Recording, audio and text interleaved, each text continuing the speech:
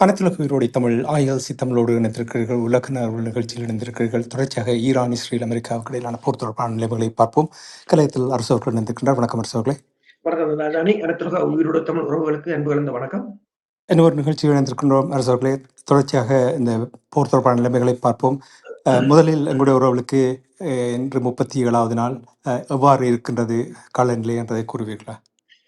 காலநிலைமை அதாவது தொடர்ச்சியாக ஈரான் பல இடங்களை அதாவது நீங்கள் பார்த்தீர்கள் என்று சொன்னால் இஸ்ரேலாக இருக்கலாம், UAE-ஆக இருக்கலாம், சவுதி அரேபியாக இருக்கலாம், ஈராக்காக இருக்கலாம், அமெரிக்க தளங்களும் மற்றது பொருளாதார மையங்களும் தாக்கப்பட்டுக் கொண்டிருக்கின்றன. அதே சமயம் ஈரான் மீதும் இஸ்ரேல் தாக்குதலை நடத்தி இருக்கின்றது. இஸ்ரேலும் அமெரிக்காவும் டெல் அவிவ் பகுதி மீது பல பல இடங்களில் கிளஸ்டர் குண்டுகளை சுமந்து சென்ற ஈரான் ஏவுகணைகள் வீழ்ந்து வெடித்திருக்கின்றன. ஹொரோஷம் 2 ரக ஏவுகணைகள், மன்னிக்கவும் 4 ரக ஏவுகணைகள் வீழ்ந்து வெடித்திருக்கின்றன. 7 இடங்களில் தீப்பற்றி எறிவதை காணக்கூடியதாக இருக்கின்றது. அதே நேரம் பெட்டாடாவ்கா பகுதியில் 17 இடங்களில் வீழ்ந்து வெடித்திருக்கின்றன. அதே போல ரமட்ஹெட் பகுதியிலும் ஏவுகணைகள் வீழ்ந்து வெடித்திருக்கின்றன. ஹைஃபா பகுதியில் இடம்பெற்ற தாக்குதலில் ஒரு கட்டிடம் முற்றாக இடிந்து விழுந்திருக்கின்றது. அதற்கு 2 பேர் கொல்லப்பட்டிருக்கிறார்கள். இன்னும் 2 பேர் இடிபாடுகளுக்கு இருப்பதாகவும் மீட்பு பணிகள் நடப்பதாகவும் இஸ்ரேல் தெரிவித்திருக்கின்றது. அதே சமயம் ஈராக்கின்ற விக்டோரியா பேஸ் தளம் என்று சொல்றது, அந்த தளத்தின் லாஜிஸ்டிக் பகுதி தாக்கப்பட்டு பற்றி எரிவதை பார்க்கக்கூடியதாக இருக்கின்றது. UAE DU கம்யூனிகேஷன் நிறுவனம் தாக்கப்பட்டிருக்கின்றது.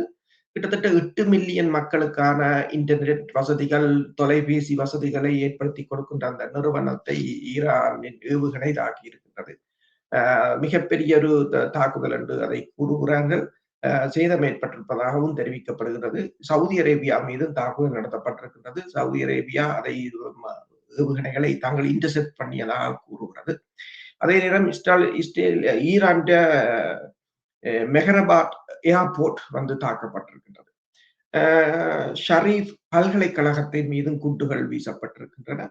தெஹ்ரானில் இருக்கின்ற ஷெராஸ் பகுதியில் இருக்கின்ற D2O என்ற டிட்ரேரியம் ஆக்சைடு என்று சொல்றது, ஹெவி வாட்டர் என்று சொல்றது, அந்த ஹெவி வாட்டர் பகுதியும் இருக்கின்ற நிறுவனங்களும் அந்த ஃபேக்டரியும் தாக்கப்பட்டிருக்கின்றது என்று கூறப்படுகின்றது.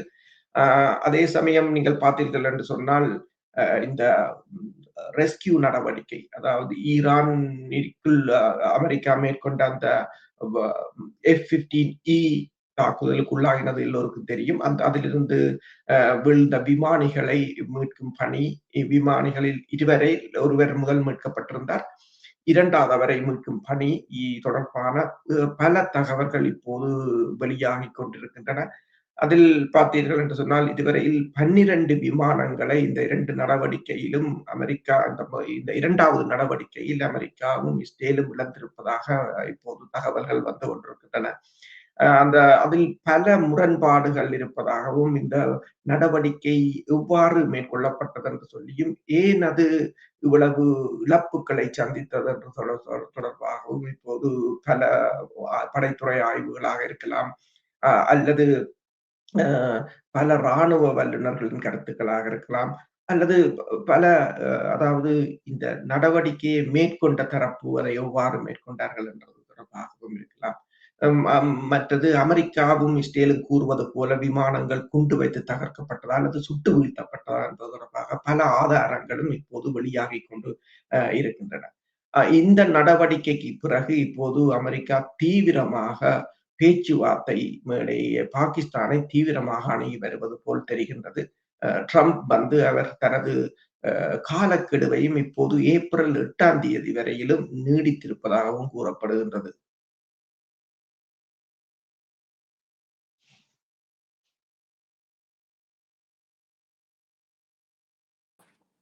அரசர்களே, நீங்கள் அந்த மீட்பு பணி தொடர்பாக கூறும் பொழுது நிறைய தகவல்கள் வந்து கொண்டிருக்கின்ற என்று நீங்கள் கூறினீர்கள். என்ன மேலதிக தகவல்கள் வந்திருக்கின்ற என்று கூறுவீர்களா? மேலதிக தகவல்களை பொறுத்தவரையில் நாங்கள் வேண்டுமென்றால் இதை இப்போது சுருக்கமாகச் சொல்கிறேன். இது தொடர்பாக இன்னொரு காணொளியை நாங்கள் பிறகு தனியாக, ஏனென்றால் இதில் நேரம் போதாது. இதில் பல விடயங்கள் பேச வேண்டியிருப்பதால், இப்ப பொருளாதார நெருக்கடி, மற்றது இப்போது நடைபெற்று வருகின்ற பேச்சுவார்த்தைகள் தொடர்பான தகவல்கள் இருப்பதால், இதை நாங்கள் இன்னொரு ஒரு சற்று நேரத்தில் இன்னொரு தனியான காணொளியில் பார்க்கலாம் என்று யோசிக்கிறேன். ஆனாலும் என்னென்று சொன்னால், இந்த மீட்பு நடவடிக்கை வந்து பல பிரச்சனைகளை தோற்றுவித்திருக்கிறது. ஏனென்று சொன்னால், இந்த படையினர் இறங்கிய இடம் வந்து 300 கிலோமீட்டர் தூரமாக இருக்கின்றது. அந்த ராணுவ அந்த அந்த கேர்னல் அதிகாரி இருந்த மலைப்பகுதிக்கும் இவர்கள் தரையிறங்கி அமைத்த வான்படை தளத்துக்கும் தற்காலிக தளத்துக்கும். அடுத்ததாக அந்த தளத்துக்கும் இஸ்ஃபஹான் பகுதியில் இருக்கின்ற ஈரான் அணு மின் நிலையத்துக்கும் இடையில் 30 கிலோமீட்டர் தான் இருக்கின்றது. அங்குதான் இந்த 400 கிலோ வெடி யுரேனியத்தை வைத்திருப்பதாக நம்பப்படுகின்றது. 200 பேர் இறங்கி இருக்கிறார்கள். 2 ராட்சத விமானங்களில் 200 கொமாண்டோக்களை கொண்டு போய் இறக்கி இருக்கிறார்கள். பெருமளவான விமானங்கள் அதில் பங்கு பெற்றிருக்கின்றன. உண்மையில் இது அந்த யுரேனியத்தை கைப்பற்றுவதற்கான ஒரு நடவடிக்கை அல்லது தரை நடவடிக்கை என்று இவர்கள் கூறியது காரணமான பிரச்சனைகள் ஒன்று இருக்கிறது. இது முடிவாக அடுத்ததாக ஆராயப்பட வேண்டும். அடுத்ததாக இந்த வீழ்ந்திருக்கின்ற வெடித்து சிதறி இருக்கின்ற அல்லது அந்த அங்கு நீங்கள் பார்க்கலாம் ஒரே போர்க்களம் போல் கிடக்கின்றது அந்த இடம். ஈரானிய படையினர் அங்கு இதுகளை சேகரித்துக் கொண்டிருக்கிறார்கள். பல பாகங்களில் குண்டு சிதறல்கள் கிடக்கின்றன. இவர்கள் குண்டு வைத்து தகர்த்ததாகத்தான் கூறுகிறார்கள். ஆனால் ஏர் டிஃபென்ஸ் ஏவுகணைகள் வெடித்த ஏவுகணைகள் என்ற சிதறல்கள் பல விமானங்களின் பாகங்களில் கிடக்கின்றன. சில விமானங்கள் நடுவானில் வெடித்து சிதறியாக கூறப்படுகிறது. நடுவானில் வெடித்து சிதறிய விமானங்கள் சிலவற்றில் எஜெக்ஷன் இது கூட இல்லை என்று சொல்கிறார்கள். அது போக்குவரத்து விமானங்கள். அதுல 6 பேர் கொல்லப்பட்டதாக கூறப்படும். இப்படி பெருமளவான கன தகவல்கள் இதில் ஒன்றுக்கு ஒன்று முரணாக இருக்கின்றன. இந்த நேரத்தில் அமெரிக்காவின்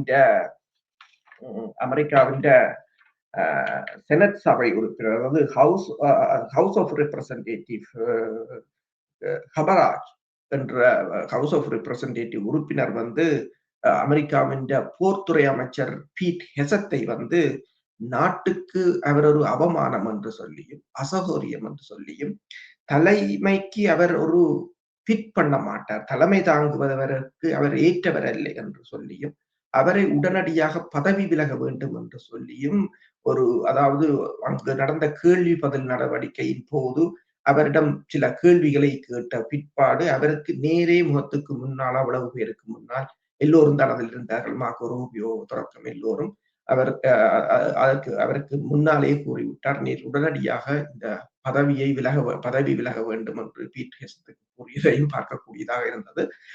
நாங்கள் வேண்டும் என்று சொன்னால் இதை நாங்கள் இன்னொரு காணொளியில் பார்ப்போம். நிச்சயமாக இது தொடர்பாக நிறைய சுவாரஸ்யமான விடயங்கள் இருக்கின்றதை நாங்கள் விரிவாக பார்ப்போம். இனி காலக்கெடு, அதாவது 48 மணி நேர காலக்கெடு கொடுத்திருக்கிறது நேரத்தில் நான் நினைக்கிறேன் இன்னும் ஒரு 12 மணி நேரங்களில் முடிவுக்கு வந்துவிடும். டொனால்ட் ட்ரம்ப் அவர்கள் தாக்குதலை மேற்கொள்வார்கள் என்று நீங்கள் நம்புகிறீர்களா, அல்லது பேச்சுவார்த்தை தான் ஒரே ஒரு வழியாக இங்கே பார்க்கப்படுகின்றதா? டொனால்ட் ட்ரம்பின் காலக்கெடுவை வந்து இப்போது மேற்குலக ஊடகம் என்னென்று கூறிக்கொண்டு செல்லுகிறது என்று சொன்னால், இந்த காலக்கெடு வந்து பெட்ரோல் விலையை விட வேகமாக பின்னகர்ந்து கொண்டிருக்கிறது என்று கூறியிருக்கிறார். பெட்ரோல் விலை ஏறுவதை விட காலக்கெடுவின் கால நீடிப்பு வேகமாக ஏறுகிறது என்று அது கூறியிருக்கின்றது. அதுக்கான பட்டியலையும் அது வெளியிட்டிருக்கின்றது. அது சொல்லி இருக்கின்றது. மார்ச் 21 கூறினார்கள் 48 மணி நேர காலக்கெடு. மார்ச் 23 கூறினார் ட்ரம்ப் 5 நாள் காலக்கெடு போஸ்ட்போன் பண்ணியிருந்தார். மார்ச் 23. மார்ச் 26 கூறினார் ஓகே, பேந்து போஸ்ட்போன் பண்ணார் 10 நாள் காலக்கெடு. பேந்து ஏப்ரல் 4 சொன்னார் ஓகே 10 நாள் காலக்கெடுவில் 48 மணி நேரம் இருக்கிறது. பேந்து ஏப்ரல் 5 சொன்னார் ஓகே, அதை நாங்கள் இன்னும் கொஞ்சம் பின்னுக்கு போடுவோம் ஏப்ரல் 7 என்று. அதற்கு பிறகு சொன்னார் இல்லை இன்னும் கொஞ்சம் அதை மாற்றுவோம் என்று சொல்லி ஏப்ரல் 8 மாலை 8 மணிக்கு இப்போது இருக்கின்றது இந்த காலக்கெடு. நாங்கள் கதைக்கும் போது. கதைச்சு முடிய இன்னும் அங்கால போகுதோ தெரியாது. அப்ப காலக்கெடு வேகமாக பின்னோக்கி நகர்ந்து கொண்டிருக்கின்றது.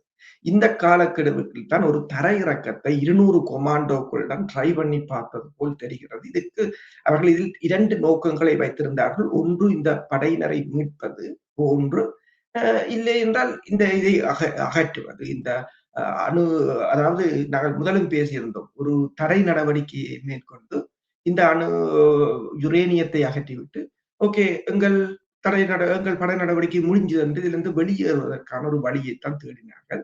இதில் டுவல் பர்பஸ் என்று சொல்றது. அது பிழைச்சால் இதை சொல்லலாம். இப்ப நாங்கள் படையினரை கைப்பற்றி ரெஸ்கியூ பண்ணினோம் என்று சொல்லி. அப்ப இப்ப அது அந்த புனித ஞாயிறு அன்று ஒரு சர்ப்ரைஸாக மக்களுக்கு இந்த யுரேனியத்தை கைப்பற்றி இதை சொல்லுவதற்காகத்தான் இருந்தார்கள். அதுக்குத்தான் இந்த காலக்கெடுவல் அதெல்லாம் முடிஞ்சு அது ஃபெயிலியராக போய்விட்டது. இப்போது காலக்கெடு 8ஆம் தேதியே போய்விட்டது. அதே நேரத்துல நீங்கள் பார்த்தீர்கள் என்று சொன்னால் இந்த அக்சியஸ் என்ற ஊடகம் போட்டு கூறியிருக்கின்றது ட்ரம்புக்கும் ட்ரம்ப் அதாவது அமெரிக்கா இப்போது 45 நாள் போர் நிறுத்தம் தொடர்பாக பேசிக் கொண்டிருப்பதாகவும் அதற்கு பிறகு பெர்மனண்டாக அந்த நிரந்தரமான பேச்சுவார்த்தைக்கு செல்லலாம் என்று சொல்லியும் அதற்கான அதாவது என்ன சொல்ல அதுக்கு மத்தியஸ்தம் வகிக்கின்றவர்களுடன் அமெரிக்கா தொடர்ச்சியாக பேசிக் கொண்டிருப்பதாகவும் கூறியிருக்கிறது.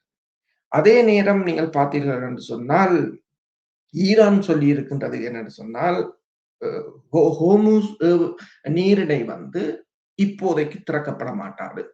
அது ஒரு நிரந்தரமான போர் நிறுத்தம் ஒரு தற்காலிக போர் நிறுத்தம் வந்தாலும் அது போர் நிறுத்தம் வரலாம், பிரச்சனை இல்லை. ஆனால் ஹோர்முஸ் திறக்கப்பட மாட்டாது. ஹோர்முஸ் எப்போது திறக்கப்படும் சொன்னால் நிரந்தர போர் நிறுத்தம் வந்த பிற்பாடுதான் ஹோர்முஸ் திறக்கப்படும் என்று சொல்லியும் ஆனால் அதே நேரத்துல அமெரிக்காவின் இந்த கோரிக்கைகளை ஈரான் இப்போது அதை நிராகரித்து விட்டதாகவும் ராய்ட்டர் செய்தி நிறுவனம் தெரிவித்திருக்கின்றது.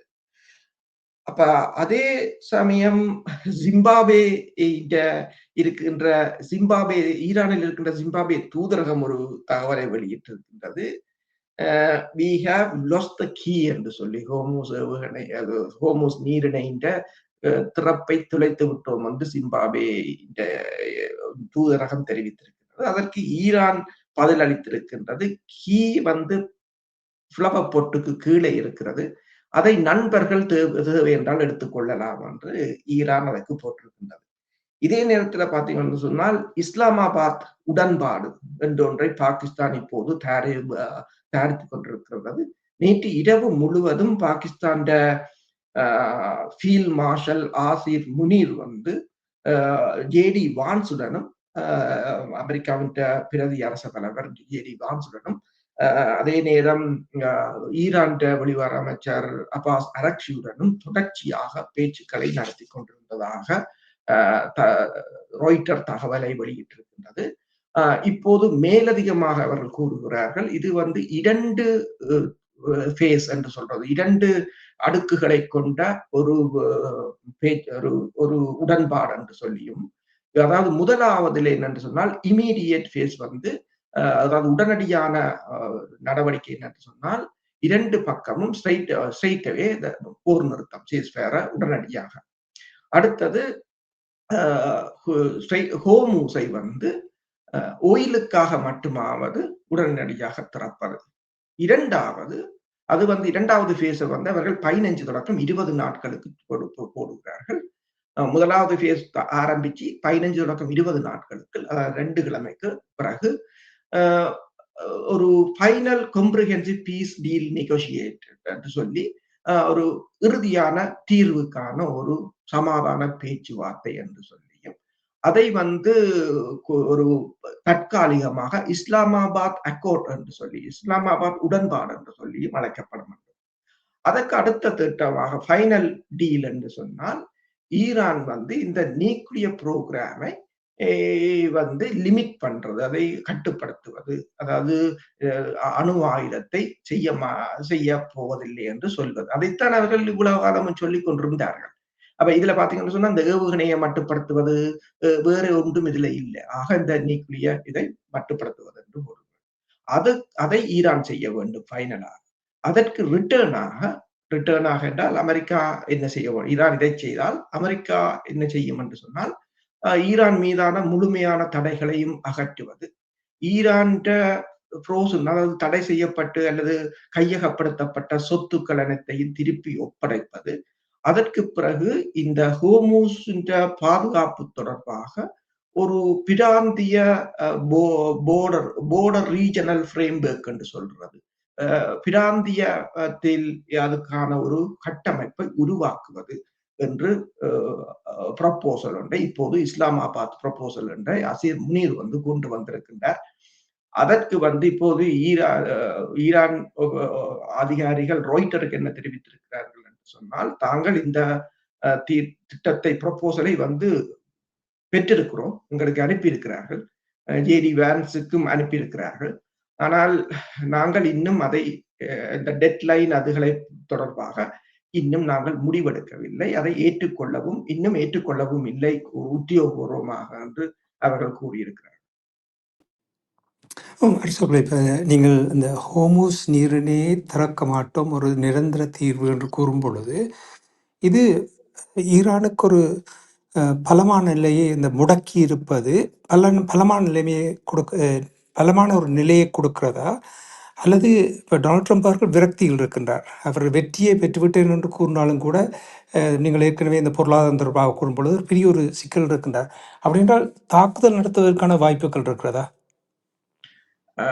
இனி தாக்குதல் நடத்துவது என்பது இப்போது நீங்கள் தெரியும், இந்த ரெஸ்கியூ ஆபரேஷன்ல வந்து மீட்பு நடவடிக்கை இந்த விளைவுகள், அதற்கு பிறகு அமெரிக்கா வந்து இப்ப பல ஊடகங்கள், நான் இதை கூறவில்லை, பல ஊடகங்கள் மேற்குலக ஆய்வாளர்கள் கூறுகிறார்கள், இனி வருங்காலத்தில் டீப் பெனட்ரேஷன் என்று சொல்றது ஆழ ஊடுருவின் தாக்குதலை நடத்துவது சாத்தியமற்றது ஒன்றொன்று. ஏனென்று சொன்னால் ஆழ ஊடுருவி தாக்குவதில் தலை சிறந்த விமானம் தான் F-15E.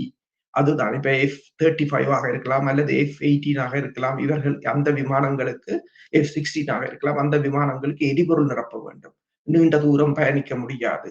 மற்றது இதே அப்கிரேட் பண்ணப்பட்ட விமானங்கள், அதாவது தலைமை விமானம் அடி வாங்கி இருக்கின்றது, விமானிகள் 20 விழுந்திருக்கிறார்கள்.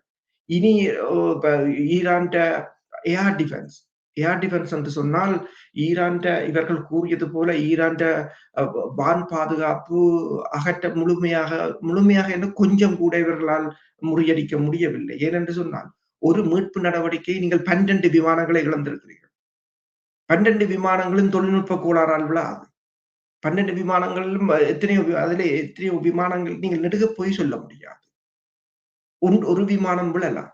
அப்ப 12 விமானங்களையும் சுட்டு விடுத்துகிறார்கள், ஒன்றும் தப்பி போக முடியாத ஒரு நிலையாக இருக்கிறது என்று சொன்னால் அவர்களுடைய ஏர் டிஃபென்ஸ் வந்து இன்னும் வலிமையாக இருக்கின்றது. சரி, வலிமையாக இருக்கிறது என்று சொன்னால் இப்ப பிரச்சனை என்றால் இன்னும் 2 F-15 சுட்டு வீழ்த்தி விட்டால் பிறகு அதை மீட்பதற்கு உங்களால் முடியாது. சரி, அந்த அவ்வாறு சுடப்பட்ட விமானியை ஈரான் கைப்பற்றுமாக இருந்தால் அது அமெரிக்காவின் ட்ரம்பின் போரை உடனடியாகவே முடிவுக்கு கொண்டு வந்துவிடும் என்ற ஒரு பிரச்சனை இருக்கின்றன. எனவேதான் இந்த பல ஊடகங்கள் கூறுகின்றன, இனி இவர்கள் சுதந்திரமாக ஈரானுக்கு சென்று குண்டுகளை வீச முடியாது என்று கூறியிருக்கிறார்கள்.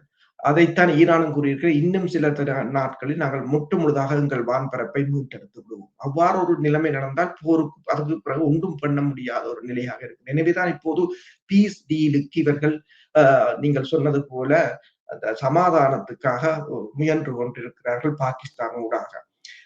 இந்த 5 வார சண்டையில் இதுவரையில் $42 பில்லியன் செலவாகி இருக்கின்றன. முதல் 6 நாள் மட்டும் $11 பில்லியன். $42 பில்லியன் என்றால் இலங்கையின் 6 மாத ஜிடிபி வந்து கிட்டத்தட்ட. அப்ப ஒயில் வந்து $115 இருக்கின்றது. இவர்கள் ரிசர்வை தூக்கி எடுத்து பயன்படுத்துவதால் இப்ப ஈரான் கூறுகிறது $30 பில்லியன் பெறுமதியான ஸ்டார்கேட் AI டேட்டா சென்டர் என்று சொல்றது ஜப்பானும் UAE-யும் இணைந்து மேற்கொண்ட மிகப்பெரிய ப்ராஜெக்ட் அபுதாபியில் இருக்கின்றது. அதை தாக்கப் போவதாக திருப்பி அவர்கள் எச்சரித்துக் கொண்டிருக்கிறார்கள். அதை தாக்கினால் $30 பில்லியன் மட்டுமல்ல, பெருமளவான நாடுகள் என்ற வங்கிகளோ அல்லது இந்த தொலைத்தொடர்புகளோ கடுமையாக பாதிக்கப்படும் என்று சொல்கிறார்கள். இந்த ஹார்முஸ் நீரிணையை மூடி வைப்பதால் சீனாவின் பொருளாதாரத்துக்கு எந்தவித பாதிப்பும் இல்லை. தொடர்ச்சியாக சீனா ஈரானிடமிருந்து எண்ணெய் போய்கொண்டுதான் இருக்கின்றது. யாரும் தடுப்பார்களும் இல்லை. 90% எண்ணெயை சீனா வாங்கி கொண்டுதான் இருக்கிறது. இப்பவும் போய்கொண்டிருக்கிறது. நேற்று போன 14 கப்பல்கள்ல இந்திய கப்பல்கள், சீன கப்பல்கள், மலேசியா இப்போது தான் ஈரானோட தோளோடு தோள் நிற்பேன் என்று சொல்கிறது. ஏனென்றால் எண்ணெயை வாங்குவதற்கு பல வருடங்களாக ஈரானை புறக்கணித்து விட்டு அமெரிக்காவோட ஓடித்திரிந்த இந்தியா, அதாவது ஃபாதர்லேண்ட் என்று இஸ்ரேலை சொன்னது, இப்ப மதர்லேண்ட் என்று சொல்லி ஈரான்கிட்ட போய் எண்ணெயை வாங்கி கொண்டு போய்கொண்டிருக்கிறார்கள். நேற்று போன 2 கப்பல்களும் அந்த எண்ணெய் யாருடையது எண்ணெய் என்று சொன்னால் ஈரான் எண்ணெயை தான் இந்தியா வாங்கி கொண்டு போகிறது. எல்லோரும் அமெரிக்காவும் இந்த நாடுகள் அவர்களை விட்டு பிரிந்து செல்வதற்கும் அனுமதி கொடுக்க மாட்டார்கள். இப்ப நேரடியாக அனுமதி கொடுக்கணும் என்று இல்லை. அவர்கள் பல விதத்திலும் அழுத்தத்தை பிரயோகிக்கக்கூடிய ஒரு நிலைமையை ஏற்படுத்த மாட்டார்கள். இப்போ நீங்கள் பிரான்ஸ் தொடர்பாக கூறினீர்கள், ஸ்பெயின் தொடர்பாக கடந்த நிகழ்ச்சிகளில் கூறும் பொழுது அவர்கள் அவ்வளவு இலகுவாக அவர்களை பிரிந்து செல்ல விட மாட்டார்கள். அப்படி என்றால் இங்கே இன்னும் ஒரு குழப்பத்தை ஏற்படுத்துகின்ற நிலைமை இங்கே மூழ்ந்து கொண்டிருக்கின்றதா? உண்மைதான். பல நாடுகள் இப்போது இந்த தடை வேலை செய்கிறது. தடை உடைக்கப்பட்டு விட்டது. ஈரான் தடை மட்டுமில்லை, இந்த ஈரான் போர், ரஷ்யா மீதான தடை, கியூபா மீதான தடை, எல்லா தடையையும் உடைத்ததாகத்தான் பார்க்கப்படுகிறது. எல்லா நாடுகளும் போய் வாங்குகிறார்கள். இப்போது தென்னாப்பிரிக்காவின் தூதுவர் ஈரானுக்கு போகிறார், மத்திய கிழக்குக்கு போகிறார். அதே நேரம் நியூசிலாந்தின் வெளிவார அமைச்சர் அமெரிக்காவுக்கு செல்கிறார் என்று சொல்லி எல்லோரும் டிப்ளோமேட்டிக் ரீதியாக, ஏனென்றால் பலருக்கு இப்போது நம்பிக்கை போய்விட்டது, இது இராணுவ ரீதியாக இது தீர்க்க முடியாது என்று சொல்லியும், இராணுவ ரீதியாக ஈரானை முறியடிப்பதற்கான பலம் அமெரிக்காவிடமோ இஸ்ரேலிடமோ இல்லை என்பதை எல்லோரும் மெல்ல மெல்ல உணர்ந்திருக்கிறார்கள். நீங்க பாருங்கள், இப்ப 5வது வாரத்துல இப்ப கூடி இஸ்ரேலின் 15 இடங்கள் ஒரு நகரத்தின், இன்னொரு நகரத்தின் 7 இடங்கள், ஹைஃபாவில கட்டிடம் இடிந்து விழுந்து அதற்கு இப்போது மீட்பு பணிகள் நடந்து கொண்டு, இன்னும் ஏவுகணைகள் சுதந்திரமாக வெடித்துக் கொண்டுதான் இருக்கின்றன. இன்னும் வளைகுடா நாடுகளின் அத்தனை இடங்களும் தாக்கப்பட்டுக் கொண்டுதான் இருக்கின்றன. ஒன்றையும் நிறுத்த முடியவில்லை. வான் மேலாதிக்கம் என்று சொன்னால், இப்ப நீங்கள் பார்த்தீங்கன்னு சொன்னால் கிட்டத்தட்ட 40 விமானங்களை அமெரிக்கா இழந்திருக்கிறது 36 நாளுக்கிடையில் என்று சொன்னால், இந்த போரை இப்போது உலகம் பார்த்து கொண்டிருக்கிறது. நான் கூறினேன், இந்த மீட்பு நடவடிக்கை தொடர்பாக நாங்கள் பின்னர் பேசலாம் என்று. ஏனென்று சொன்னால் அவ்வளவு இழப்புகளை அந்த நடவடிக்கை சந்தித்திருக்கின்றது. அந்த நடவடிக்கை பல கேள்விகளையும் எழுப்பி இருக்கின்றது.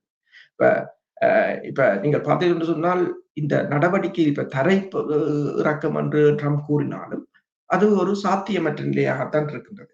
நீங்கள் பார்த்தீங்கன்னு சொன்னால், இந்த டெட் லைனை பாருங்கள், தொடர்ச்சியாக பின்னுக்கு போட்டுக்கொண்டே இருக்கிறார்களே தவிர ஈரான் எரிசக்தி மையங்களை அழிப்போம் அல்லது உட்கட்டுமானங்களை தகர்ப்போம் என்று கூறுகிறார்கள். ஆனால் கை வைக்க பயப்படுகிறார்கள் என்று சொன்னால், இவர்கள், அதாவது ஈரான் திருப்பி தாக்கினால் பெருமளவான உட்கட்டுமானங்களை வளைகுடா நாடுகளும் இஸ்ரேலும் தான் இழக்க வேண்டி வரும் என்றதும் அவர்களுக்கு இப்போது தெரிகின்றது. பொறுத்திருந்து பார்ப்போம் இந்த நிலைமைகள் எவ்வாறு கடந்து செல்லுகின்றது என்று.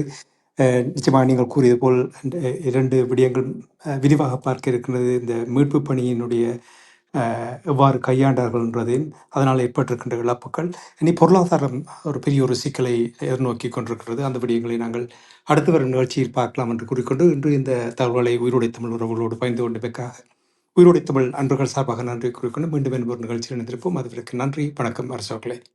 நன்றி, வணக்கம். எமது பார்வையாளர்களுக்கு வணக்கம். மக்களின் குரலாய் ஓங்கி ஒலிக்கும் இலக்கு மின்னிதழ் மற்றும் உயிரோடை தமிழ் வானொலி ஆகிய இவ்விரு ஊடகங்களும் உங்களைப் போன்ற எமது நேயர்கள், நண்பர்களின் ஆதரவிலேயே இயங்கி வருகின்றன. மிக குறைந்த வளங்களுடன் பல இடர்கள் மற்றும் தடைகளை தாண்டி